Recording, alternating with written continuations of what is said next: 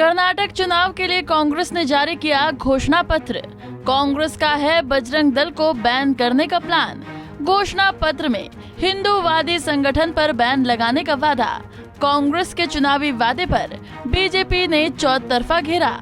इन दिनों देश में चुनावी माहौल है। सभी पार्टियां जनता को रिझाने के लिए हाथ पैर मार रही हैं, चाहे वो पक्ष हो या विपक्ष।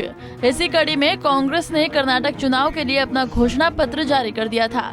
कांग्रेस के घोषणा पत्र जारी होने के बाद एक बार फिर से देश की सियासत और चुनावी बयानबाजी का दौर शुरू हो गया। दरअसल हुआ कुछ यूं कि कांग्रेस ने जो घोषणा पत्र जारी किया है उसमें उन्होंने हिंदूवादी संगठन बजरंग दल पर बैन लगाने की बात कही है, जिसके बाद से बीजेपी कांग्रेस पर हमलावर हो गई है। चलिए जानते हैं इसे लेकर आकर विवाद क्यों हो रहा है और बजरंग दल का इतिहास क्या है। कांग्रेस ने मैनिफेस्टो में किया बैन का प्लान। भारतीय जनता पार्टी की तरफ से हाल ही में यूनिफॉर्म सिविल कोड को लेकर संकल्प पत्र में जोर दिया गया था। इसके बाद कांग्रेस ने भी जवाबी हमला करते हुए कहा कि अगर कांग्रेस पार्टी सत्ता में आती है तो बजरंग दल जैसे संगठनों पर प्रतिबंध लगा दिया जाएगा। कांग्रेस अध्यक्ष मल्लिकार्जुन खड़गे ने कहा कि उनकी पार्टी सत्ता में आती है तो बजरंग दल और पीएफआई जैसे संगठनों पर प्रतिबंध लगा दिया जाएगा। कांग्रेस के इस ऐलान के बाद ही कांग्रेस को लेकर भी काफी लोग विरोध कर रहे हैं। रैलियों में बजरंग बली की जय के नारे लगवा रहे पीएम मोदी। बजरंग बली की, बजरंग बली की, भारत माता की, भारत माता की, वंदे वंदे वंदे वंदे वंदे वंदे वंदे वंदे वंदे वंदे वंदे वंदे। बहुत बहुत धन्यवाद। पिछले 5 दिनों से प्रधानमंत्री नरेंद्र मोदी कर्नाटक में हर रोज 3-4 रैलियां कर रहे हैं। वहीं जब कांग्रेस ने बजरंग दल पर बैन का वादा किया तो पीएम मोदी ने भी पलटवार किया। पीएम मोदी ने पलटवार करते हुए कहा कि अतीत में उन्होंने भगवान राम को ताले में बंद किया था, उनको उनसे समस्या थी। अब वो उन लोगों को ताले में बंद करना चाहते हैं जो बजरंग बली का नाम लेते हैं। उन्होंने कहा कि कांग्रेस का ताजा कदम आतंकियों के प्रति तुष्टीकरण की ही नीति का सिलसिला है। पीएम के वार पर कांग्रेस का पलटवार। वहीं कांग्रेस ने जवाबी हमला बोलते हुए कहा कि भगवान हनुमान के करोड़ों भक्तों से प्रधानमंत्री को माफी मांगनी चाहिए। वो हमारी रक्षा करते हैं और आप बजरंग दल की तुलना बजरंग बली से करके उनका अपमान कर रहे हैं। हमारे धार्मिक विश्वास को ठेस पहुंचाने की कोई सीमा नहीं होती है। बिहार में लगेगा बजरंग दल पर बैन। बजरंग दल को बैन करने की मांग बिहार में भी उठने लगी है। दरअसल नालंदा से जदयू सांसद कौशलेंद्र कुमार ने बिहार में बजरंग दल पर बैन लगाने की बात कही है। उन्होंने कहा है कि बिहार में बजरंग दल पर बैन लगाना चाहिए। में कोई घटना घटती है, इसलिए वैसे संस्थाओं को बंद करना चाहिए। क्या मानते हैं कि रामनवमी जुलूस के दौरान बिहार में सांप्रदायिक हिंसा फैली? तो मीटिंग में कहे हैं कलेक्टर साहब को कि कोई भी प्रोसेसन निकले तो उसमें सम्मानजनक सभी लोगों को ले करके कि एक लिमिट हो, कितना लोग ही जाएंगे। ऐसा नहीं हो कि बिहार शरीफ के लोग करें और पटना से भी लोग आ जाएं, ऐसा नहीं होना चाहिए। उससे ही गंदगी फैलती है। तो क्या लगता है कि बजरंग दल का बैन नालंदा में होना चाहिए? बैन होना चाहिए, हम लोग कर देंगे बैन, देख लीजिएगा।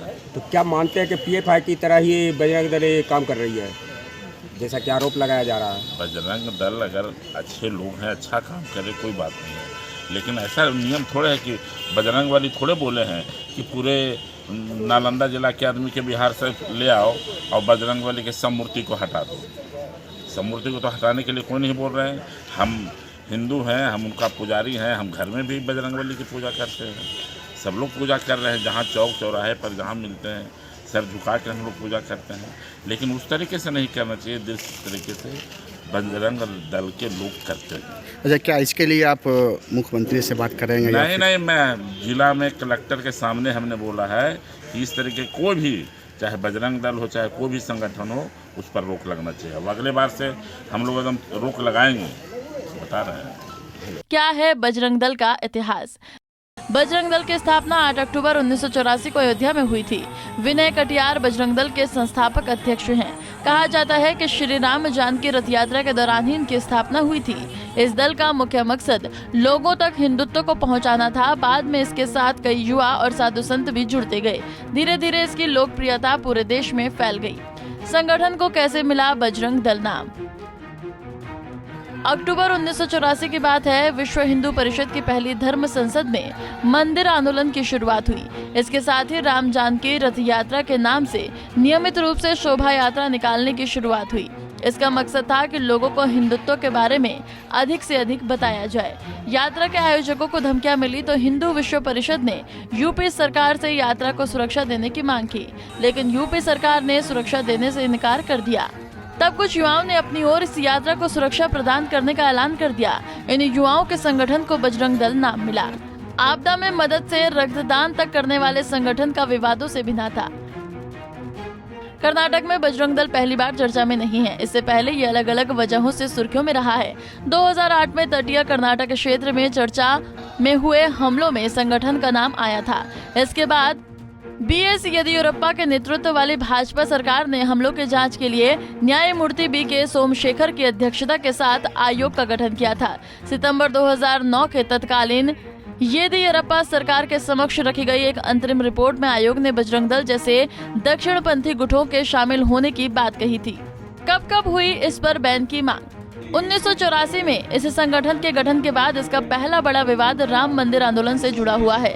विवादित बाबरी ढांचे के विध्वंस के बाद 1992 में नरसिम्हा राव वाली कांग्रेस सरकार ने संगठन पर प्रतिबंध लगा दिया था।